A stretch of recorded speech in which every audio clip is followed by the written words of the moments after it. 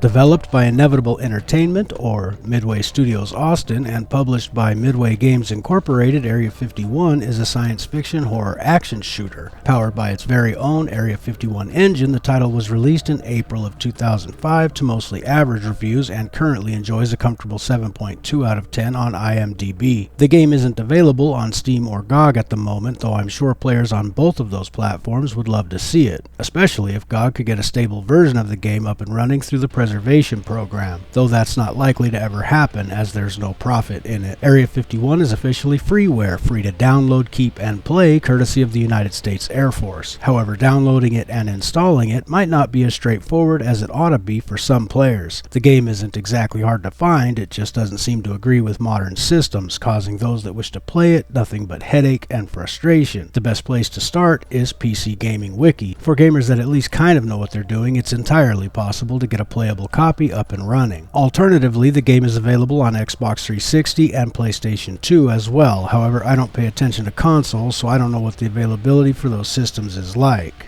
I opted for the Area 51 Preservation Project and followed Lucas C's guide to Windows 10 and 11 patches, which is the version of the game featured in this video, though I was able to get the Project Dreamland version up and running very smoothly as well. It's probably also noteworthy that I had no trouble at all running this title on my older AMD machine. Whether or not it requires tweaking, tuning, or patching is entirely dependent on the rig. For those that are interested, simply drop a comment in the comments section and let me know if you'd like a video on troubleshooting this title, as it is very easy to do and well worth it in my opinion. Area 51 is a fantastic, action-packed little shooter with a runtime close to 10 hours. It nearly overstayed its welcome in my house, but I know some of you like longer games. This one is very well paced, well written, and well acted. The script was penned by Harvey Smith along with an army of co-dialogue writers and is said to be a loose remake of the arcade classic. The voice acting was never in danger of winning any awards, but it is perfectly acceptable and enjoyable. The game stars David Duchovny in the lead role as player character Ethan Cole, supported by Nolan North as McCann,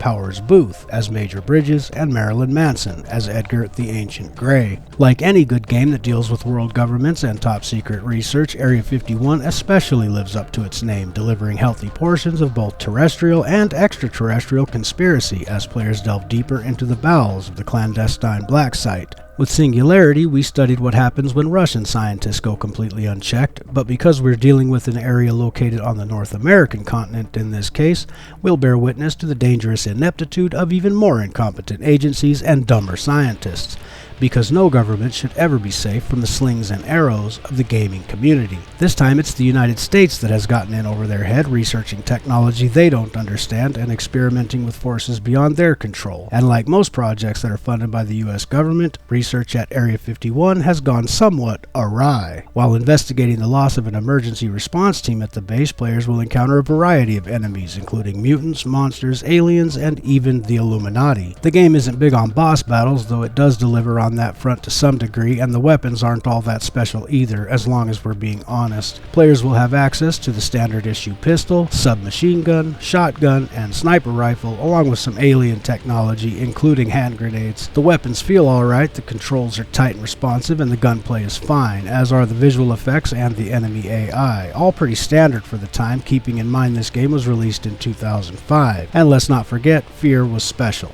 Don't get me wrong, this is a great game and it's a lot of fun to play, because while nothing about the graphics or gameplay set it apart from similar releases, nothing sets it behind either, and besides, that's not what makes Area 51 worth playing anyway. This title is all about the story, and the story is actually pretty good. For a game all about conspiracies, government cover-ups, covert operations, and little gray aliens, Area 51 does a good job of exploring more complex philosophical concepts, mainly the human condition, which I suppose it's always about that, but Area 51 uses Edgar the Ancient Grey to do it very well, for what it's worth. And not just in terms of exposition or dialogue, though the development team did do a wonderful job of delivering in that department. So much so that I think it's worth mentioning, while other games were and still are using things like audio logs, diaries, and even voiceover communication to deliver exposition to the player, Area 51 is especially good at mixing things up and subverting expectation. Instead of having Edgar communicate with players via telepathy, or even worse, a radio, he instead animates recently deceased corpses and uses them as sock puppets. This is the kind of creativity that seems to be missing from most newer releases. And the team behind Area 51 didn't stop there, going as far as to replace what could have been audio recordings with actual video logs. Of course, some might find it easy and even tempting to say that's basically the same thing, but I think the effort is certainly praiseworthy. This is just something we rarely see in games, and on top of that, these logs come in the form of collectible items scattered throughout the campaign. They're not terribly difficult to find, but players are hardly likely to trip over them either. And while it's not amazing or mind-blowing in any way, I do like the way these logs are collected and accessed. In addition to the rest of their arsenal, players are equipped with a hazardous material scanning device that will allow them to collect data and store it for further examination later. The data and collectible video logs can be found in the player's profile under the database and secrets menus respectively for those that wish to dive deeper into the story. I thought that was a nice touch. And for those that enjoy behind the scenes style content, Area 51 comes with a modest library of extras that only add to the incredible value of this no-cost classic title. It may seem odd to recommend Area 51 given the fact that it's free and it doesn't always agree with modern technology, but it really is worth the struggle should one happen to consider themselves a serious connoisseur of the first-person shooter, and it's most certainly worthy of preservation. If you enjoyed this video, I hope you'll consider joining me in the next one, and as always, if you made it this far, happy gaming and thanks for watching.